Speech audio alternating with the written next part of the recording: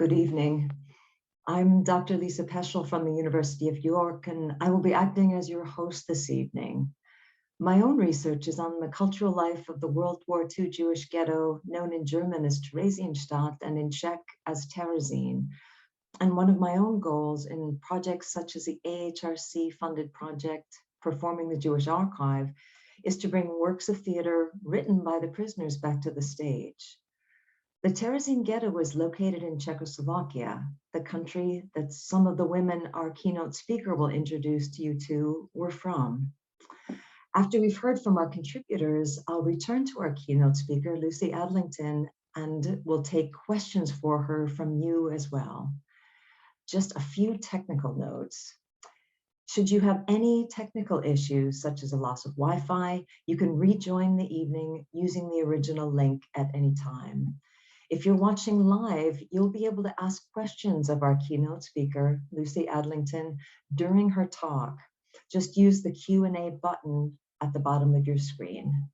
You can also use hashtag #YorkIdeas and hashtag #YorkHMD to join in the conversation on Twitter. Live captioning is enabled, and if you would like to switch these on or off, you can do so via the closed captions or live transcript button at the bottom of your screen. Please also remember that today's event is being recorded, so you will be able to watch again on YouTube in a few days' time. It is now my pleasure to welcome Professor Charlie Jeffrey, Vice Chancellor and President of the University of York, to say a few words. And afterwards, we will hear from the Right Honorable, the Lord Mayor of York, Reverend Councillor Chris Colwick. Good evening and welcome to the 2022 Holocaust Memorial Day Civic event online. We're very honoured to be hosting this event with our partners, the York Holocaust Memorial Day Steering Group, who, with the City of York Council, have been programming and supporting events across the city for 14 years. Their continued commitment ensures that the vital messages around Holocaust Memorial Day are visible and meaningful to people of all ages in York, and we thank them for this. Since its foundation in 1963, the University of York has had a proud history of promoting inclusivity, and currently we welcome students and staff from over 150 different countries, including those where people may be fleeing persecution, where academics may be at risk, as well as those where human rights defenders face a number of dangers and challenges. At the university, we're dedicated to creating a culture of welcome for people seeking sanctuary. This is part of being a university for public good. It's part of our commitment to creating inclusive, diverse, and safe spaces where people from all walks of life can learn, connect, and grow. As you may know, York became a city of sanctuary in 2016, and I'm very proud that in 2020, the university was awarded University of Sanctuary status, joining 21 other universities in the network. Since 2016, we've supported over 15 asylum-seeking students from around the world with an equal access scholarship, giving them the chance to access a York education. These scholarships are funded through the generosity of our community of donors who recognise what a life-changing experience education can be. But it's not just those individual asylum seekers who benefit. The life experiences and perspectives they bring enrich all those who get to know them at the university and our wider community in York. Our widening access programmes prioritise places for young people seeking sanctuary in the UK, and we provide tailored support and information for those considering an application to York. We're also proud of our York Student Action for Refugees group, who work closely with student volunteers and the local refugee community, as well as with Refugee Action York, to help create that vital welcome to the city. Our Centre for Applied Human Rights and its Protective Fellowship Scheme for Human Rights Defenders allows defenders to spend some time away from a very difficult or dangerous situation so they can recharge and rethink how they'll continue their work. And our ongoing association with the Council for Academics at Risk helps us to support researchers who are prevented from working in their own countries. And the contributions from these academics have been enormously enriching for this city. These schemes are about inclusion. They act as a welcome sign for displaced people who should know that we will do our very best to support them. On this important day, when we remember the 6 million people killed in the Holocaust, as well as victims of genocide and persecution across the globe, we're reminded that everything we do, from all of our support schemes to everyday acts of kindness, are as vital as ever. I'd like to end by sharing a story about somebody who's very important to us, David Cato. David Cato came to York as a human rights defender in 2010 and was with us for 6 months. He was a hugely influential and brave activist who had worked in Uganda as a teacher for many years and had gone to South Africa around the time of transition to democracy there. He'd felt empowered by the activism around LGBT rights in South Africa and came out when there were very few publicly visible LGBT activists in Uganda. David fought very bravely against the proposed anti-homosexuality bill and faced a lot of hostility. He came to us in the midst of all that and found York to be a place of refuge and sanctuary where he could gather himself and prepare to go back and be more active. Very sadly, on his return, his name appeared on the front page of a newspaper, and the next day he was attacked and tragically died. I'm very proud that we have recently named a new college in David Cato's honour, which will keep his story alive for generations of students to come. I'm sure there will be much more for us to reflect on this evening, and it's now my great pleasure to hand over to the Lord Mayor of York, Reverend Councillor Chris Colwick, to say a few words. Thank you, Vice-Chancellor, and good evening. I'm deeply honoured to be involved in this civic commemoration on such a vitally important annual date, Holocaust Memorial Day. On and around this time, people come together across the globe to reflect on the horrific events of the Holocaust and the genocides and persecutions that have followed and continue to happen worldwide.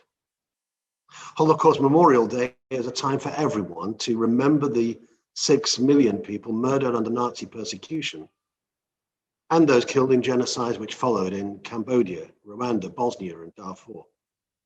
Genocides throughout history have deliberately fractured societies, marginalizing specific groups.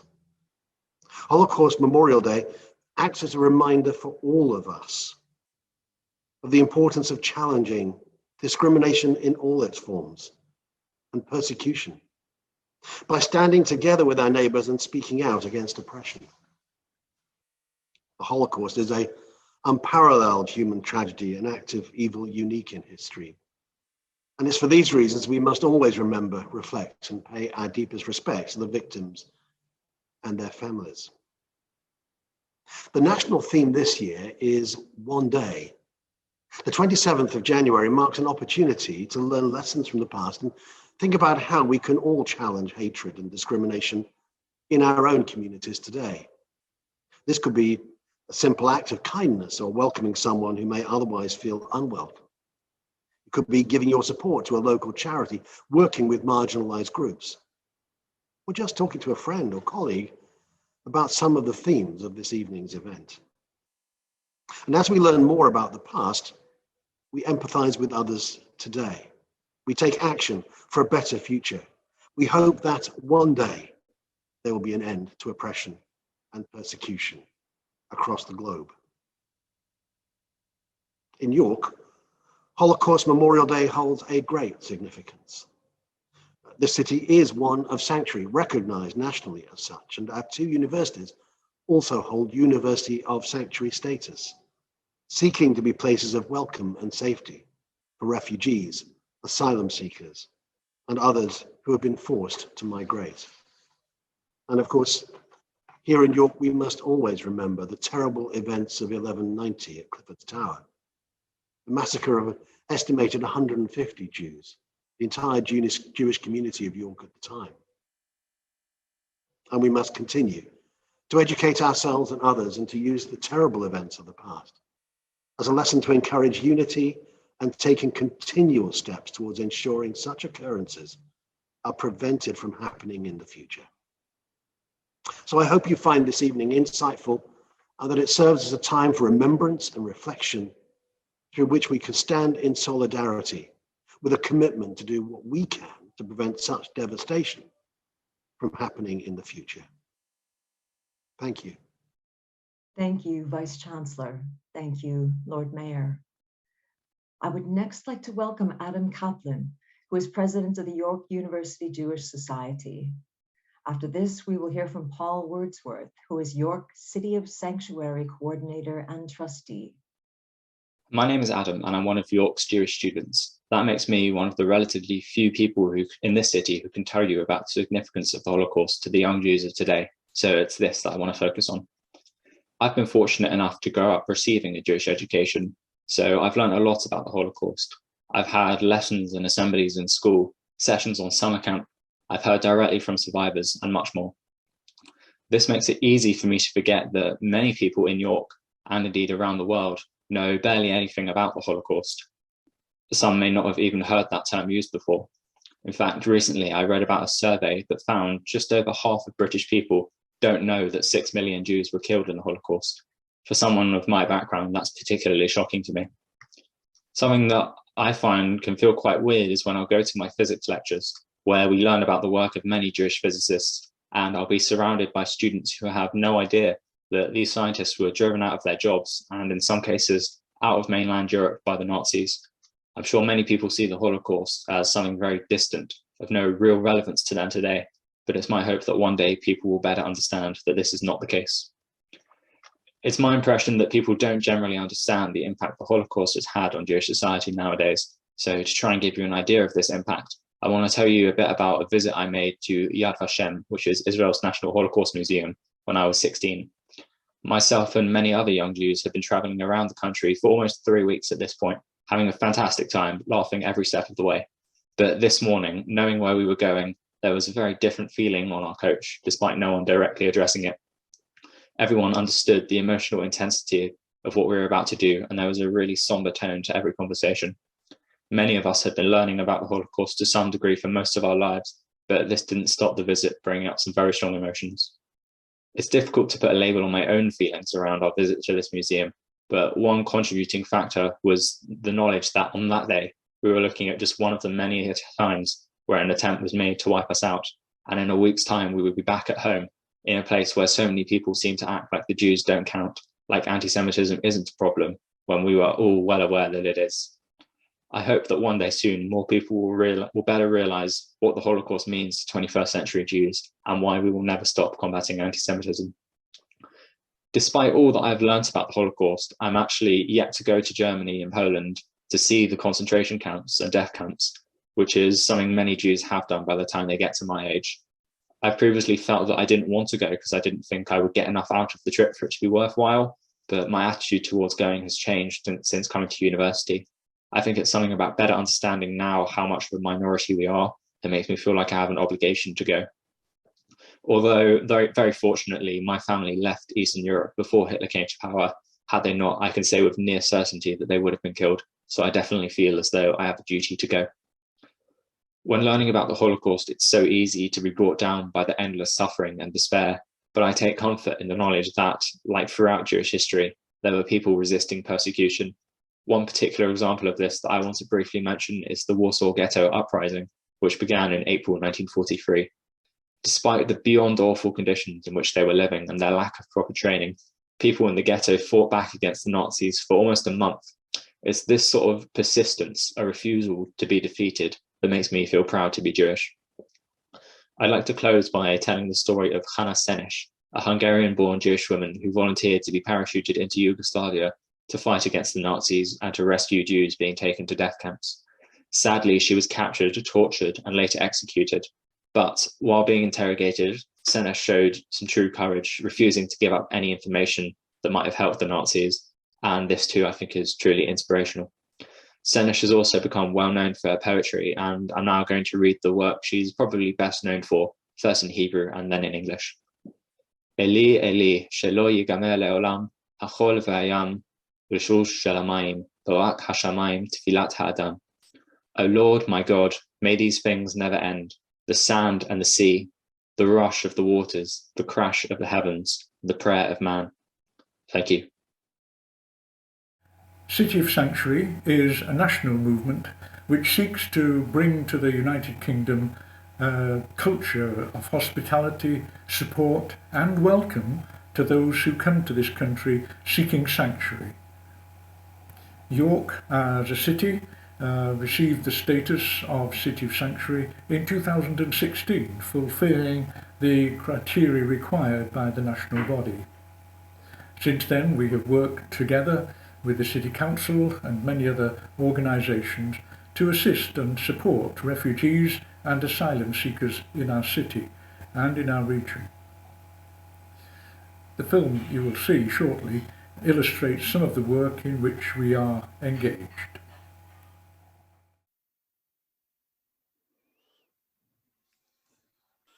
Friday, June 26th, 9:58 a.m. Paul is on the phone in his City of Sanctuary office. Hi, how are you doing? Yeah. Look, I just got a message from York Council press team about the asylum seekers getting into the York Hotel. I okayed it, but didn't even know they'd come. When did that happen? Yesterday. Typical Home Office. I mean, they never think about other people, do they? How many people have come? 85. Good grief, that many. Are you booked to go and check them and see what they need? Yeah. Okay. Well, look, when you've been on Monday, can you email me and give me a list of what they need? I'll get it out to our network and I'll liaise with you after that. Yeah. Okay. Speak soon. Bye. Wednesday, July the 1st, 10:20 a.m. Paul is calling his admin leader, Peter. Hi, Peter. Yeah, I'm doing well, thanks. Yeah, fine. Yourself? Yeah. Look, I'm sending you a list of things needed by these asylum seekers, the ones who arrived last week in York, you know? Yeah. Can you circulate to everybody on the list? Well, it's mainly clothing for young men, 18 to 35, and they also need mobile phones. The Home Office is confiscating phones from people at their first asylum interview.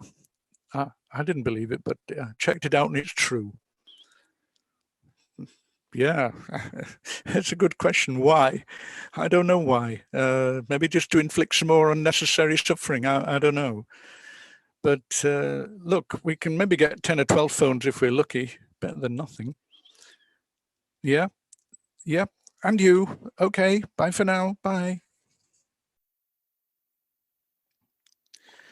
Monday, July 27th, time 10:03 a.m. Paul is on the line to Refugee Action York. Hi, Paul here. Are you in the hotel this afternoon? Great, yeah, good.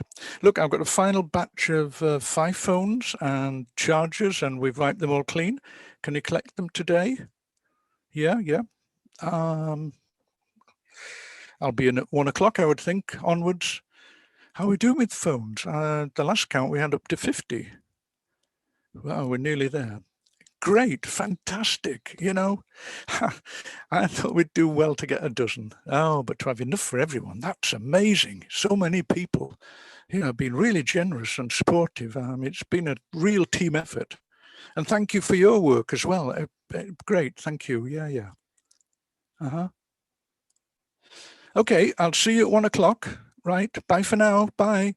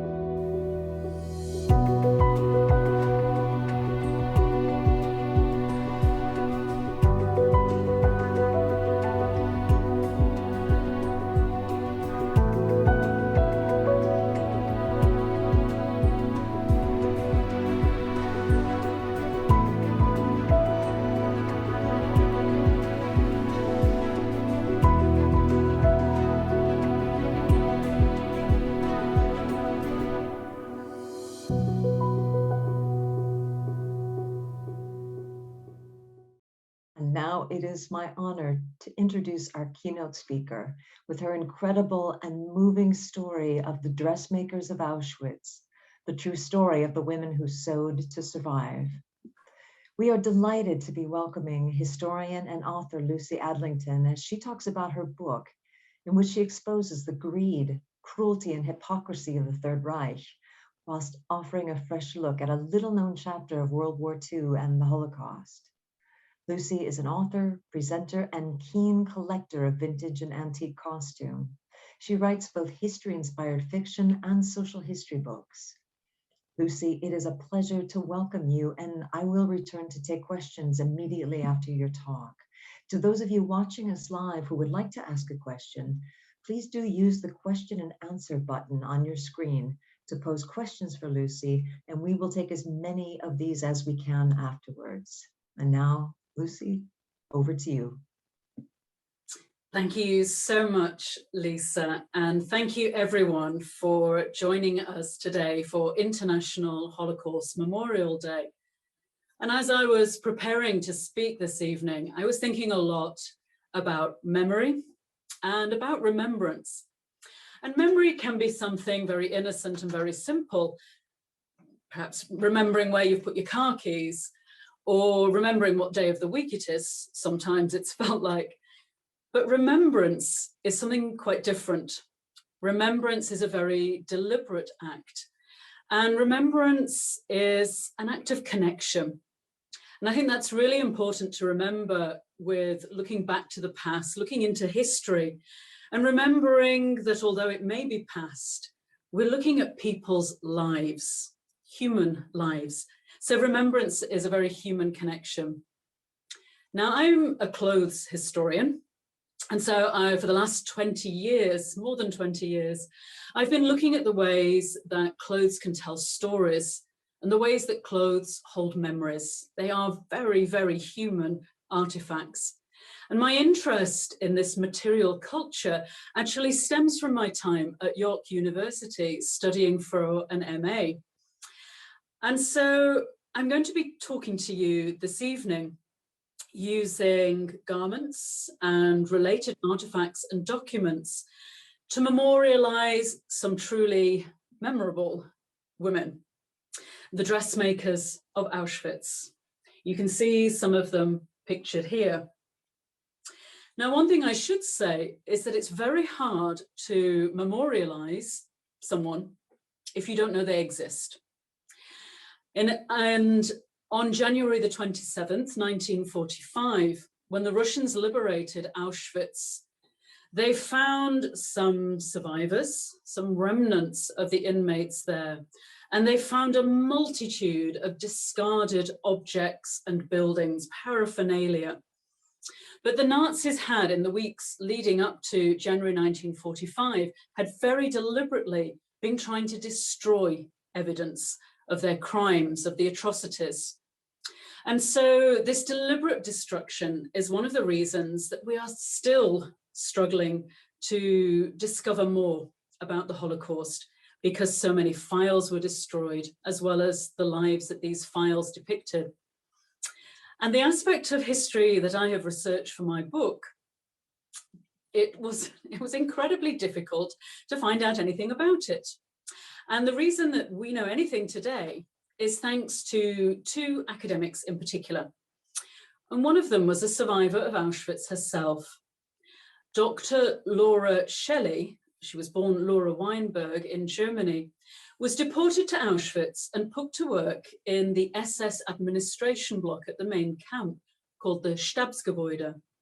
And here, Laura, along with nearly 300 other prisoners, carried out the work of this very grotesque civilization in Auschwitz, a civilization that needed typists, telephonists, translators, filing clerks. But also in this admin block, Laura was in dormitories with female inmates, mainly Jewish, who were working in SS laundries, in mending rooms, ironing rooms. There were beauticians, inmates, and there were hairdressers, inmates, and their clients were SS guards.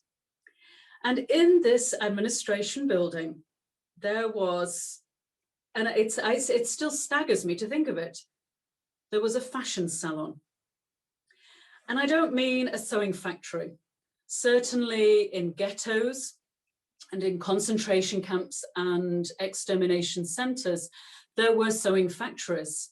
There were in Auschwitz, men and women inmates creating garments for the Wehrmacht and for the SS, and also crafting uniforms for their fellow inmates to wear. But I'm talking about a fashion salon. This salon, staffed mainly by young Jewish women, with also a couple of women who'd been arrested, part of the French resistance. This salon crafted beautiful couture quality garments for elite Nazi women. They created gowns for the very highest names in Berlin. But the SS women in Berlin, putting their orders in to Jewish seamstresses in Auschwitz, had a 6-month waiting list, because the main clients of this fashion salon were the SS wives of Nazi officers in Auschwitz, because the salon had been established by the Auschwitz commandant's wife, Hedwig Höss. Hedwig Höss, who lived in a stolen villa, surrounded by plundered furnishings and furniture, wearing clothes taken from murdered deportees and clothes crafted by Jewish seamstresses. Why did we not know about this salon, this most extraordinary scenario, to have beautiful clothes in a place that's synonymous with horror and with suffering, with genocide? Well, one of the reasons we don't know is because it's fashion. And people have often said, oh, it's just fashion, it's just clothes. What on earth could that have to do with real history, real economics, with the Holocaust? Well, thanks to Dr. Laura Shelley, who in the 1980s and 90s collected testimonies of people who'd worked in the SS admin block, we know something of the women who sewed in this fashion salon. And then later, Dr. Irene Gunther wrote a book linking the Nazis, the Third Reich, their policies with the textile trade. The textile trade in Germany, which was responsible for huge profits, was a huge part of German industry. So when I first encountered the concept of a fashion salon in Auschwitz, of course, I was intrigued to know more, as I hope you will be, and you will read the book. And I wanted to know about the women who sewed there. But at the time, I just had a few names. And it was through several years of detecting work and many small miracles of serendipity that I was able to trace the first few women and speak with their families, the families of survivors. And from there, I could dive more into archives and even have the great privilege of meeting and interviewing the last surviving seamstress of the fashion salon in Auschwitz. And that was an incredible act of remembering for her as she drew on those recollections of her times in the camp. She was in Auschwitz for 1,000 days, this seamstress. Her name is Bracha Berkowitz. You can see her pictured here with her sister Katka Berkowitz. Both of them children of a tailor, a very talented tailor in Bratislava, Slovakia. So once I'd been able to find out more about these women, I could craft a book that not only looked at their lives, their fates, and sadly in some cases their deaths, but also set it against a wider context of SS greed, of Nazi greed and plunder, and looking at motivations. And it wasn't just looking at the elites, it was also looking at little choices of people shopping in Germany. And it very much made me think that we are all now responsible for our own actions and interactions when we go shopping, what we choose to buy and what we choose to wear. If I can use the example of the jacket I'm wearing, this is actually a 1940s jacket from America, and it fitted a lot better before COVID and the lockdowns. I've had a lot of cake since then. But it's a splendid jacket, brilliant, confident tailoring, and yet I've no idea who designed this jacket, who created the textiles, who sewed it, who sold it, who wore it. So today I don't have so long to be able to talk to you, and I hope you will follow up reading about this extraordinary bit of history in the book, The Dressmakers of Auschwitz. But I'd like to show you a few of the sources that I've used to memorialize these women's lives. And some of them can be very humble. I was struck looking through some of the artifacts that were recovered from the Auschwitz-Birkenau site in January 1945. And amongst them were very humble objects, such as this. If you can see, it's a wooden item shaped like a mushroom. And some of you may recognize it's a darning mushroom, a very humble object. And if I can just demonstrate, you put it in whatever you've got with a hole in, this sock, and then you can stitch and mend your sock.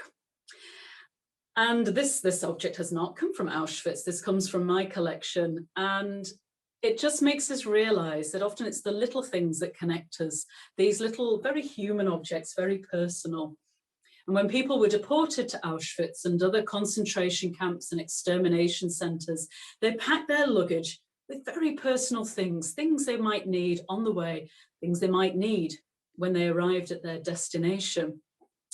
And so sewing, darning, mending, they may seem very humble. But for women in particular in the 20th century, the mid-20th century, sewing and mending and knitting and crochet were very much part of their lives, very much part of their domestic work. But there are also tremendous numbers of people working professionally as seamstresses, as milliners, as shoemakers, working in factories or working in their own salons. So I'll introduce you now to just a few of the dressmakers before I go on to show you some more sources. And here is the woman that I discovered was the head of the dressmaking commando. Commando is the work group. The heads of commandos in the camp system were called capos, and many of the capos were brutal. They abused their relative power as prisoners with privilege. But this young woman, 25 years old when she was deported to Auschwitz, was a very clever, a very compassionate young woman. And she used her relative power, not only to save her own life, but also to attempt to save as many other prisoners as possible. I can show you a close-up of her here. Her name is Marta Fuchs, and she was working in Slovakia, in Bratislava. She had her own salon before her deportation in spring 1942.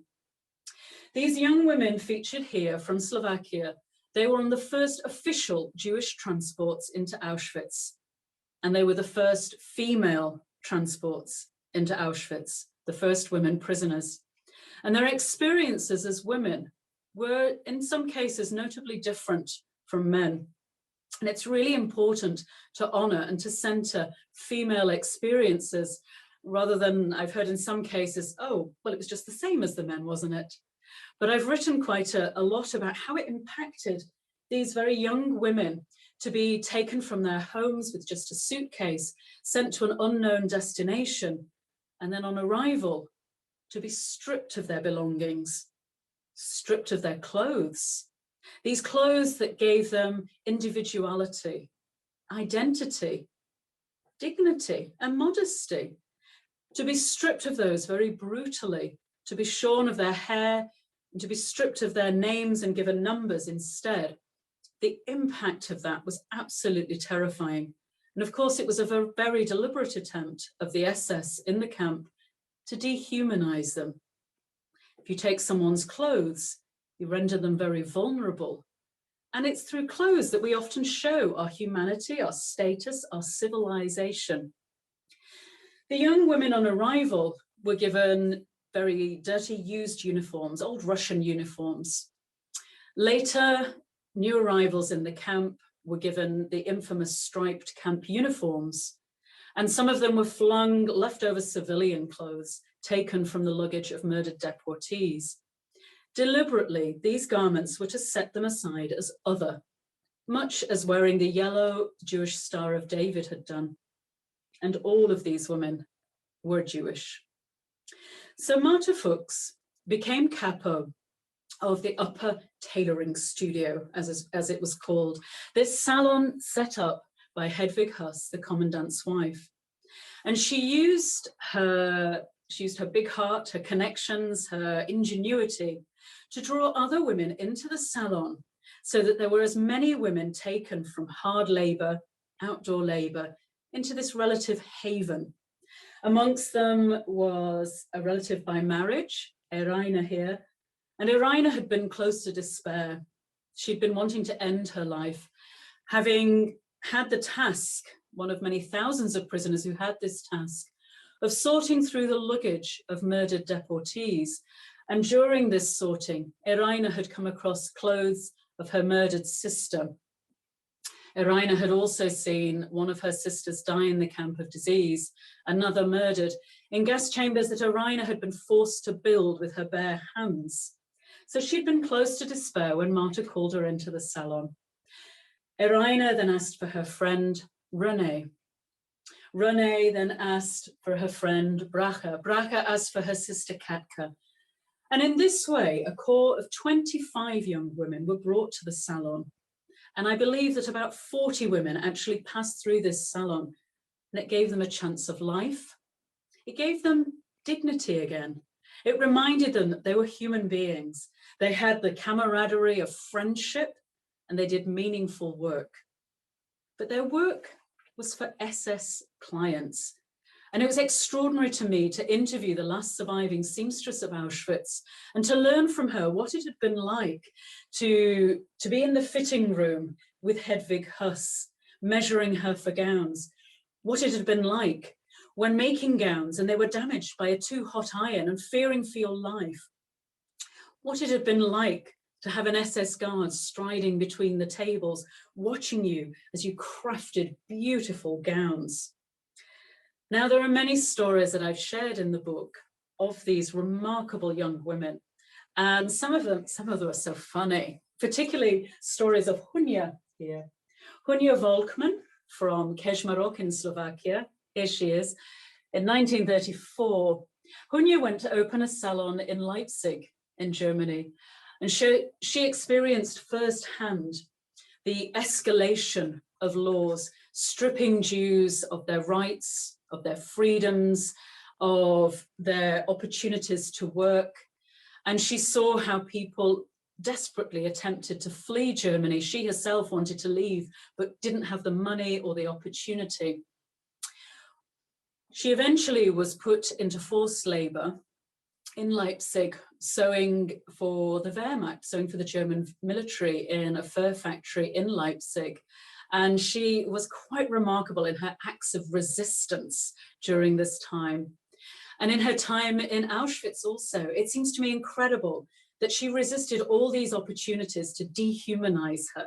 She even spoke back to SS guards, and within the relative safety of the dressmaking salon, she helped buoy the spirits of younger women. But this salon didn't only create a haven for these Jewish dressmakers. Marta was a member of the Auschwitz underground.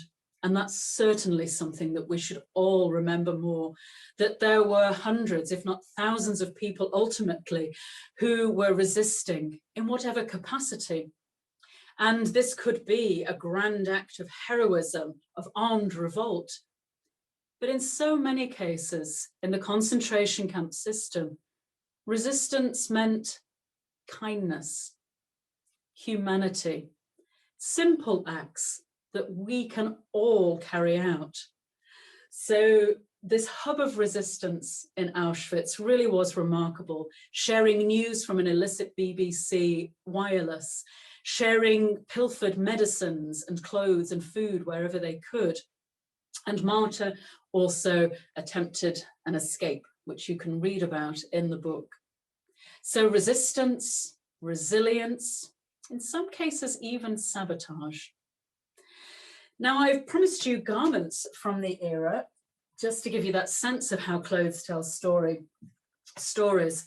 And I can show you a few documents first that I collected from my archives while I was writing this book.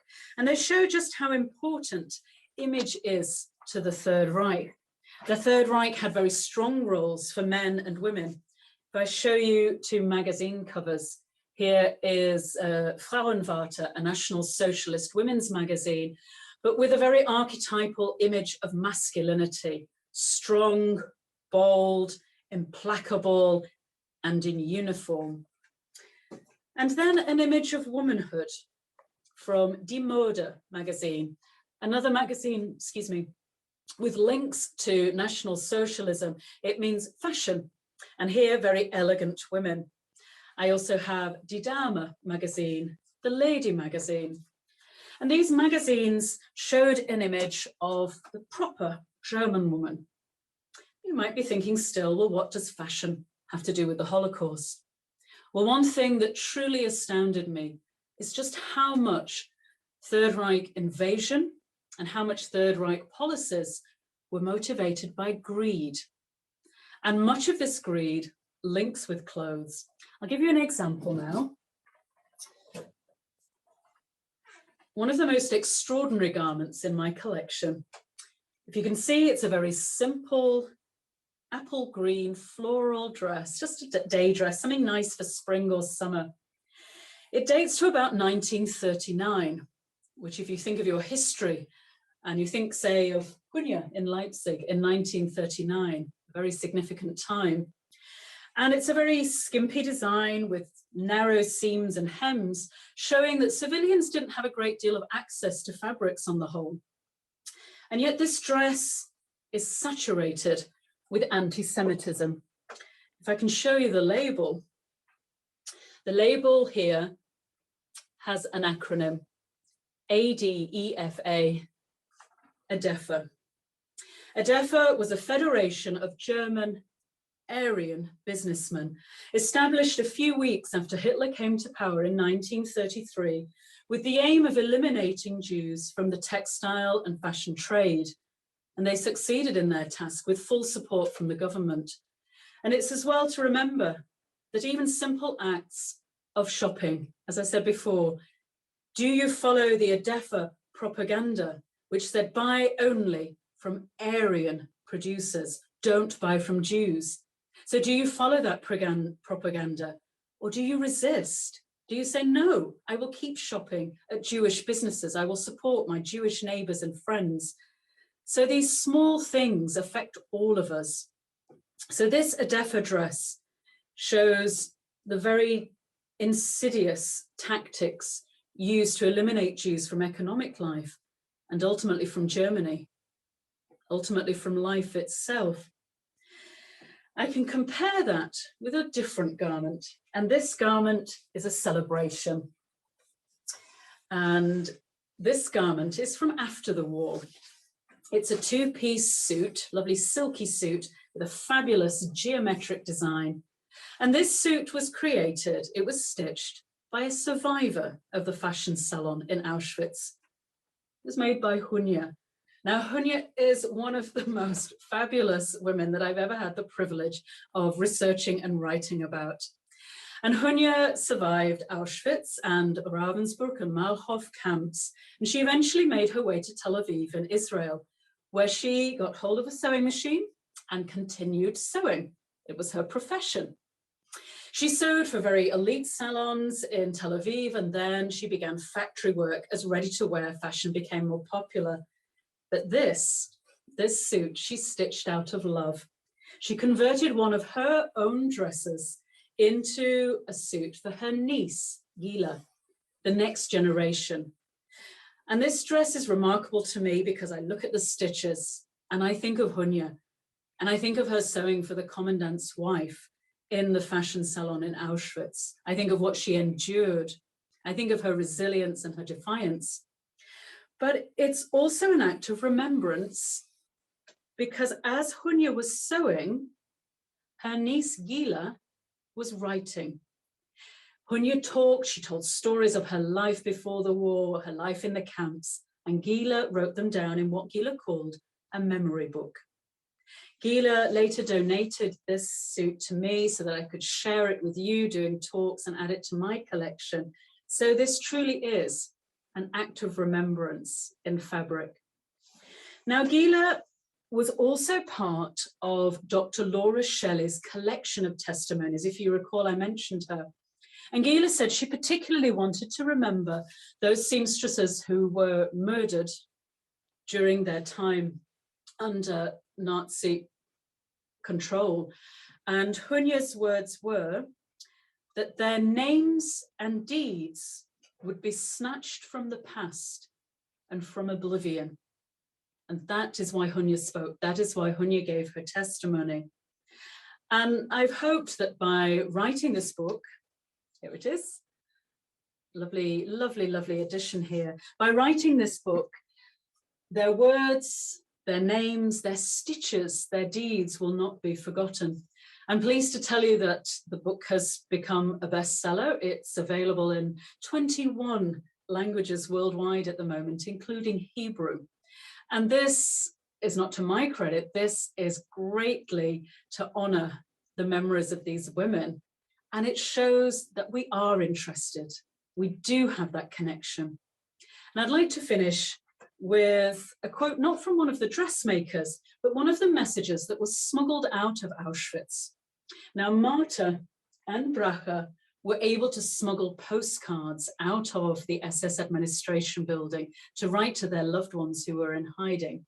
And this message was actually smuggled out of the camp by a group of male prisoners who had been helped by Polish Christian women in the areas surrounding the camp. Very, very dangerous for these Polish women to be helping prisoners.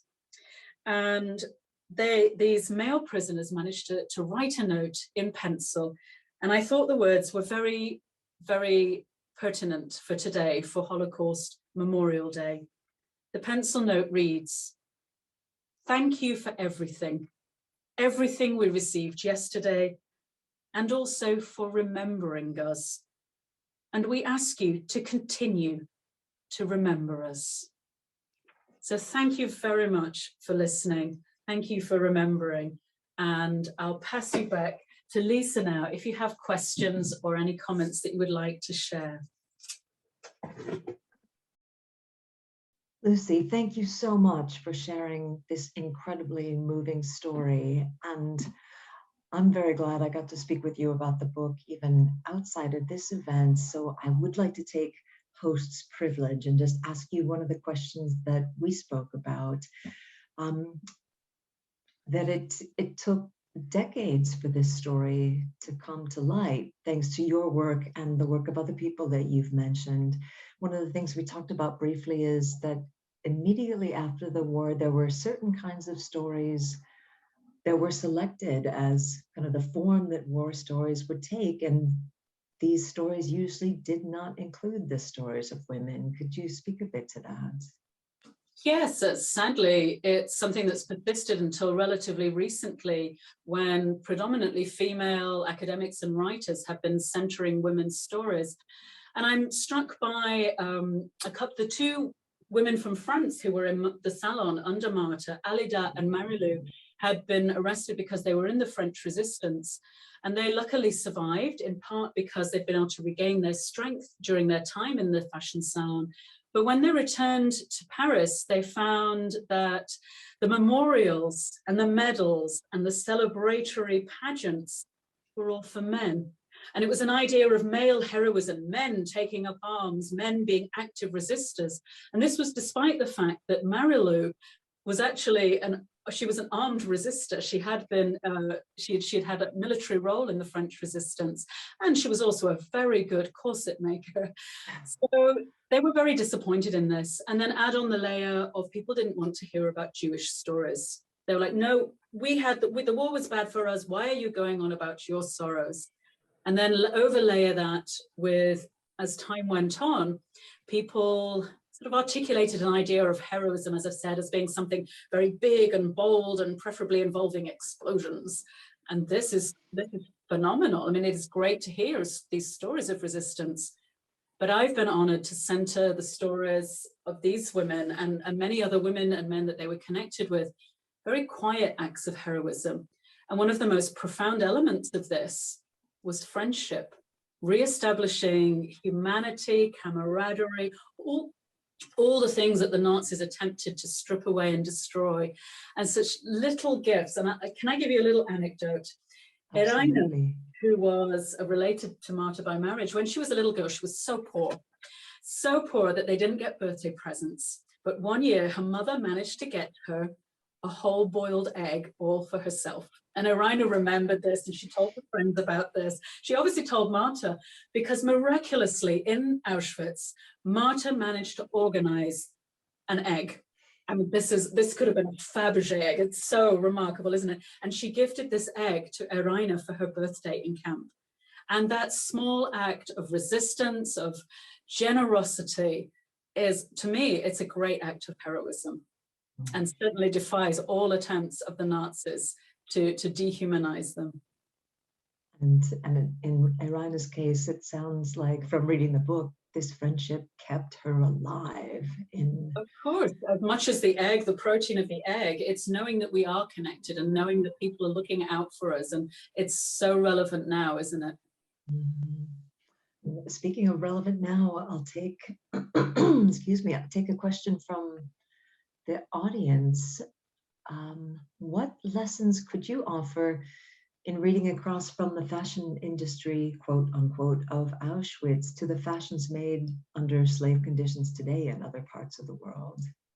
This is a great question, and it is still relevant. I mentioned not knowing who'd made my jacket, and I think there's a growing awareness that we are complicit in the problems of the fashion industry, both pollution and also in human rights abuses. We know that a lot of clothes are made in sweated conditions, and it's really important, even though we cannot trace every thread of our clothes, it's really important that we honor the people who've made our clothes. And it's really important that we respect our clothes as well. I wouldn't say don't ever buy clothes, don't ever follow fashion, but I like wearing vintage, I like wearing secondhand clothes. If I buy things, I like to make them last. But absolutely, there are links now with human rights abuses and clothing production. So on a small scale in Auschwitz, we see the privilege of SS clients who didn't even consider their seamstresses to be human. As Katka Berkovich said, she said, we were not human beings to them. We were dogs and they were the masters. So we as consumers can learn lessons from this and humanize the people who are making our clothes and value them. Thank you. And another question from one of our audience members. Have there been any exhibitions of these clothes? It would be wonderful for people to see them in person and follow the story alongside. For myself, I run a series of presentations called History Wardrobe, and I take these presentations around the UK, particularly in the Northeast, and you can see garments from my collection. I've got lovely examples on show here. You can see Hunya's suit, but to my knowledge, no garments survive from the fashion workshop in Auschwitz, and why would they? When Hedwig Höss commissioned gowns, she didn't have a label on the back saying made by Marta, a Jewish woman, made by Hunya, a Jewish woman. And when the elite in Berlin commissioned clothes from Auschwitz, they didn't brag about where they'd come from. And so for all we know, there could be garments stitched by these women in circulation in vintage fairs. And that's one of the poignant things we don't know. The Nazis wanted to hide their crimes. They didn't want us to memorialize the skills. So I did ask Hedwig Höss's grandson, I said, you know, did she keep any clothes from this era? Because she left Auschwitz with a lot of plunder. She took so much with her when these women were evacuated with just the clothes they were wearing. And he said that there were no garments from the fashion salon that survived. But we can only imagine. And again, that's another reason to respect clothes. We don't know their stories. Perhaps someday something will come to light. And another question, what has the reception to the book been like? By the way, congratulations that it has been translated so widely. And what do you think the dressmakers would have made of fashion today?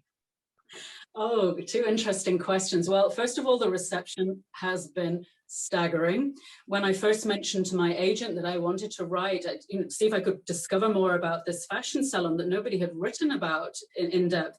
And I said, you know, I think we could get a publisher. And she said, oh yeah.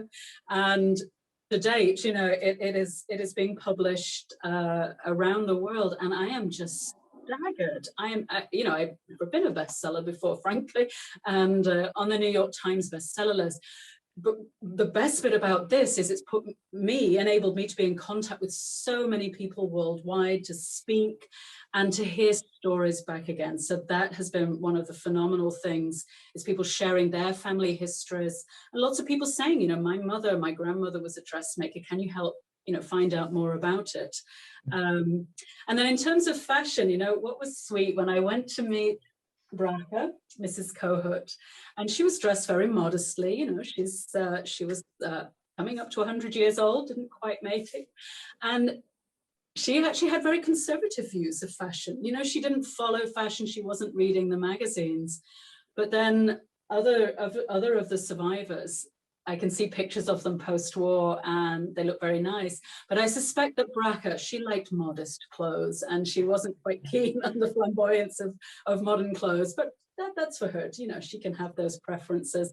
But I like to think of Hunya in Israel. She worked for a company called Gottlieb, who made leisure wear and really fantastic sort of 1980s leopard print blinged leisure wear.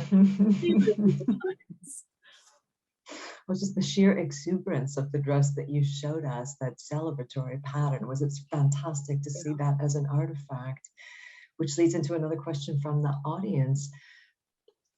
Did these women ever sew again? We see in Hunya's case, in some cases the answer is yes, but the question continues, how to find joy in doing that after their experiences? Oh, that is, yes, very insightful. Hunya actually told her niece Gila, she said, don't become a seamstress. True, it saved my life, but you just sit there and sew. Whereas, and I'm giving the game away a little bit here, Marta, who was shot during her escape attempt and survived, opened a salon again after the war and invited other surviving dressmakers from the salon to come and work with her. And she said, sewing saved my life. Why would I do anything else? To that, I have to add, for many women after the war, trying to pick up the pieces and rehumanize themselves, reclothe themselves, they found that there were limited options for women working, and the sewing machine, tried and tested, as a tool for women to be financially independent. So yes, they continued sewing, sometimes for their family, you know, making their own clothes and making clothes for their children. And Katka, Bracha's sister Katka, I went to visit her relatives in Israel. Sadly, she was dead at that point, and I couldn't speak with her. But the home was soft. Katka had knitted and crocheted everywhere. You know, even door handles were covered with a little crochet cover to stop them banging on the door. She had a very soft voice, a very soft way of talking, as you can see in her video testimony, which is at Yad Vashem. And I just love that idea that she'd used her textile skills to soften her home. Very lovely point. I've got one very practical question from the audience, and I know this is a very intriguing aspect of your book. Where did they get the materials from to stitch these garments? Well, you need to read the book. This in full. In short, plunder. This is all part of the SS drive to maximize their wealth and their goods, their personal belongings. Whichever country the Nazis invaded, they're plundered shamelessly. And it was very easy to plunder from Jews because many of the occupying territories supported the anti-Semitism. And so Auschwitz became a holding point, as a vast sorting center for plundered goods in occupied Poland. But also the clothes and fabrics were taken from the luggage of murdered deportees. This system of warehouses called Canada was where many prisoners worked sorting the luggage, including Irina and Katka and Bracha. They managed to find work here before they went to the fashion salon. And these clothes were sorted through, the yellow stars snipped off, the labels cut off, and the bulk of them were shipped back to Germany to be distributed to German civilians. But the very best garments were selected for Frau Höss at her villa, and they were altered. And the fabrics, the sewing machines, the sewing notions, these were all from plunder. And it was Marta's job to go to the plunder warehouses and select things for her SS clients. But I am pleased to say she used this opportunity to connect with the resistance, which much of it was based in the plunder warehouses. There were some splendid people. You can read all about them, really remarkable people. And she used this opportunity to defy and to resist the SS oppressors. This is one of the things I enjoyed so much about your book, is not just the studio itself, but the connections that enabled these women to make, for them to engage in various kinds of resistance activities. You can never underestimate a dressmaker. Words to live by. And there are more fascinating questions in the chat, but I'm afraid we need to wrap up for the evening. So thank you. People, may I just interrupt? If you have questions, I would love it if people contact me. You know, my research is always ongoing. I'm always happy to help. Of course, you can always buy the book. It may answer your question. But please Google me, Lucy Adlington, and you can ask away more questions. And Lisa, always a pleasure to chat with you about our work. No, absolutely a pleasure. And I see that Portia has just put up the link to your website. And again, I'm sure many of the attendees will be keen to read your book. So signed copies are available from Fox Lane Books, and you will find a link to that in the chat as well. It is such a pleasure to be able to share their faces, to share their stories. This is a wonderful act of remembrance. So thank you once again. No, absolutely. And thank you for joining us. And thank you to everyone who has viewed us live. And also thank you to those of you who might be watching as a recording. So in conclusion, we can all choose our own ways, large or small, to speak out against discrimination and persecution, and to play our part in creating light in the darkness. If you would like, we invite all of you to join the nation tonight in lighting a candle at 8 p.m. Again, 8 p.m. this evening, to remember those who were murdered for who they were, and to stand against prejudice today. So we'll finish our event tonight with a special short film of the Stockholm Declaration, or 7 Commitments as they are known. This film will continue to be used after this evening as a resource in local schools and colleges. So again, Lucy, thank you to you. Thank you to all our participants, everyone who has joined us, and good night.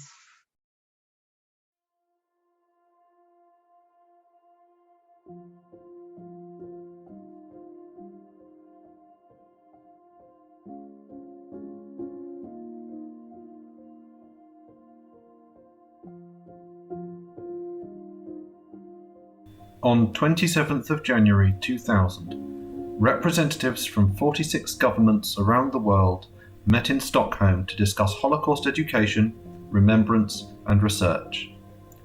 At the end of this meeting, all attendees signed a declaration committing to preserving the memory of those who have been murdered in the Holocaust. This declaration became the statement of commitment, which is still used as a basis for Holocaust Memorial Day activities today. We will now reaffirm our commitment collectively.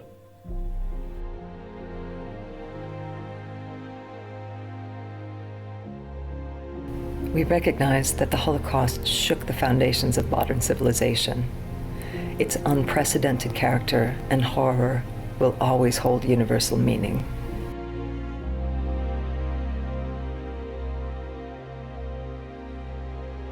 We believe the Holocaust must have a permanent place in our nation's collective memory. We honour the survivors still with us and reaffirm our commitment to mutual understanding and justice.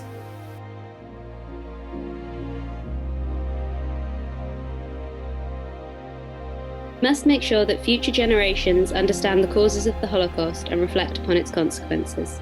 We vow to remember the victims of Nazi persecution and of all genocides.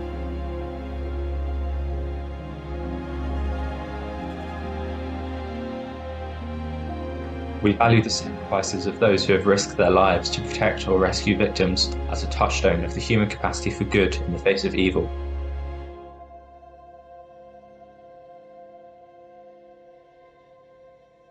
We recognize that humanity is still scarred by the belief that race, religion, disability, or sexuality make some people's lives worth less than others. Genocide, anti-Semitism, racism, xenophobia, and discrimination still continue. We have a shared responsibility to fight these evils.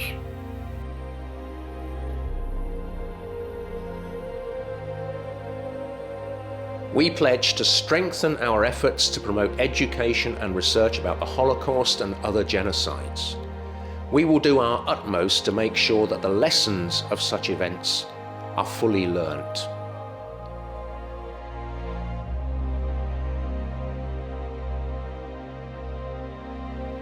We will continue to encourage Holocaust remembrance by holding an annual UK Holocaust Memorial Day. We condemn the evils of prejudice, discrimination, and racism. We value a free, respectful, and democratic society.